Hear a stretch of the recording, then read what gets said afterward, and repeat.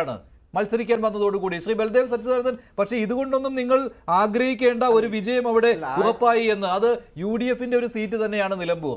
അന്ന് രണ്ട് തവണ ജയിച്ചത് അൻവറിന്റെ ഒരു മേന്മയിൽ ജയിച്ചു എന്നേ ഉള്ളൂ. ഇപ്പോഴും UDFന്റെ ഒരു ശക്തി കേന്ദ്രമായി തന്നെ നിലമ്പൂർ മാറുന്നുണ്ട്. പിന്നെ അൻവറിന്റെ ഇന്നത്തെ ഈ ഷോ അതിനെ എങ്ങനെയാണ് താങ്കൾ കാണുന്നത്?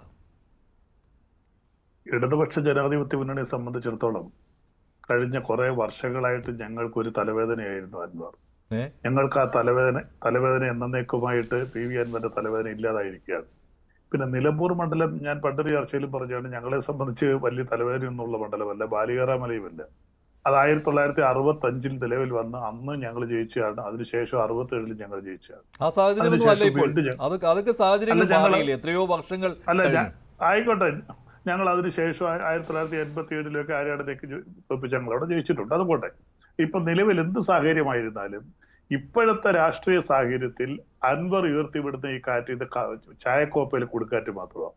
ഇതിനകത്ത് കോൺഗ്രസിന്റെ നിലപാടിനോട് ഒരു പരിധി വരെ ഞാൻ യോജിക്കുകയാണ്. കാരണം ഈ രീതിയിലുള്ള രാഷ്ട്രീയ കള്ളനാണയങ്ങളെ ശക്തമായ ഒരു നിലപാട് കോൺഗ്രസ് എടുക്കുകയും അവരുടെ മുന്നണിയിൽ എടുക്കാതെ പുറത്താക്കുകയും ചെയ്തു. ഇത് നാളെ ഒരുപക്ഷെ അവർക്ക് നിങ്ങളീ പറയുന്നത് പോലെ ഇപ്പൊ ഞങ്ങളെക്കാൾ വലിയ തലവേദന UDFനാണ്.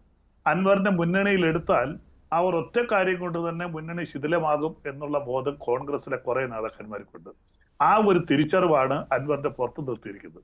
പിന്നെ കേരള രാഷ്ട്രീയത്തിൽ ഒരു വലിയ പ്രസക്തി ഞാൻ പറയാം. കേരള രാഷ്ട്രീയത്തിലെ ഇന്ത്യൻ രാഷ്ട്രീയത്തിലെ തന്നെ ഏറ്റവും വലിയ ബുദ്ധിരാക്ഷസനായ സഖാവ് EM ശങ്കരൻ നമ്പൂതിരിപ്പാട് കേരളത്തിൽ CPM എന്ന് പറയുന്ന പാർട്ടിക്ക് ഒറ്റയ്ക്കൊന്നും ചെയ്യാൻ കഴിയില്ല എന്നുകൊണ്ടാണ് അദ്ദേഹം ഇടതുപക്ഷ ജനാധിപത്യ മുന്നണിക്ക് രൂപം കൊടുത്തത്. ആ ഇടതുപക്ഷ ജനാധിപത്യ മുന്നണിയിലേക്ക് CPIയും RSPയും വരികയും മറുവശത്ത് ഐക്യ ജനാധിപത്യ മുന്നണി. ആ മുന്നണി രാഷ്ട്രീയമാണ് 77 മുതൽ ഈ 2025 വരെ കേരളത്തിൽ മാറി മാറി ഭരിച്ചുകൊണ്ടിരിക്കുന്നത്. ഒറ്റയ്ക്ക് നിന്ന് വലിയ പാർട്ടിയായ CPMനോ വലിയ പാർട്ടിയായ കോൺഗ്രസിനോ കേരള രാഷ്ട്രീയത്തിൽ ഒന്നും ചെയ്യാൻ പറ്റില്ല. അത് 2014 BJP തിരിച്ചറിഞ്ഞു, കൊച്ചു കൊച്ചു പാർട്ടികളെ കൂടെ പിടിച്ച് ദേശീയ തലത്തിൽ അധികാരത്തിൽ വന്നു. അപ്പൊ വളരെ പ്രായോഗികമായി മുന്നണി രാഷ്ട്രീയം കളിക്കുന്ന ഒരേ ഒരു സംസ്ഥാനം ഇന്ത്യയിൽ കേരളമാണ്. വളരെ ശക്തമായിട്ട് അത് മുന്നോട്ട് പോകും. അപ്പോൾ PV അൻവറിനെ പോലെ ഒരു നിയോജക മണ്ഡലത്തിൽ മാത്രം പ്രാദേശികമായിട്ട് അല്പം സ്വാധീനമുള്ള ഒരു വ്യക്തി ഒറ്റയ്ക്ക് നിന്ന് മത്സരിച്ചാൽ ഒരു കാര്യം, ഇന്നലെ എനിക്ക് തോന്നുന്നു ശ്രീ ഫക്രുദ്ദീൻ കൂടെ പങ്കെടുത്ത ഒരു ചാനലിൽ അവതാരകൻ തന്നെ പറഞ്ഞൊരു വാചകമുണ്ട്. ജൂൺ മാസം 21 തീയതി ഉണ്ടെങ്കിൽ അൻവർ എന്ന ഒരിക്കൽ പിന്നീട് ഈ കേരളത്തിൽ ഒരു ചാനലും പിന്നീട് ഒരിക്കലും ചർച്ച ചെയ്യേണ്ടി വരത്തില്ല. ഇന്നലെ അവർ കൺക്ലൂഡ് നിർത്തിയത് അങ്ങനെയാണ്.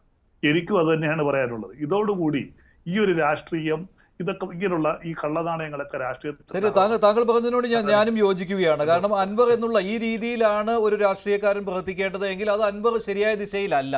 ഇപ്പോൾ അൻവറിന്റെ ലക്ഷ്യം എന്ന് പറയുന്നത് UDFൽ ചേക്കേറാനാണ്. അത് പൂർണ്ണമായിട്ടും നടപ്പാക്കാതെ, ഞാൻ പൂർണ്ണമായും എന്ന് പറയുമ്പോൾ UDFന്റെ ഒരു ഘടകകക്ഷി എന്ന രീതിയിൽ അൻവറിന് UDFലേക്ക് വരാൻ പറ്റിയിട്ടില്ല. അദ്ദേഹത്തിന് 2026 തെരഞ്ഞെടുപ്പിൽ ഷുവർ സീറ്റ് ഒക്കെ ആയിരുന്നു വേണ്ടിയിരുന്നത്. ഒരു മന്ത്രിയാണെങ്കിൽ അത്രമേൽ സന്തോഷം. അപ്പോൾ ഇത് നടക്കാത്തത് കൊണ്ട് ഇപ്പോൾ അടുത്ത ഗോൾ പോസ്റ്റിലേക്ക് വന്നിരിക്കുകയാണ്. ഗോൾ പോസ്റ്റ് മാറ്റിയിരിക്കുകയാണ് PV അൻവർ. ഇപ്പോൾ സ്വതന്ത്ര വേഷത്തിൽ അവതരിച്ചിരിക്കുകയുമാണ്. ശ്രീ CK ഷാക്കിർ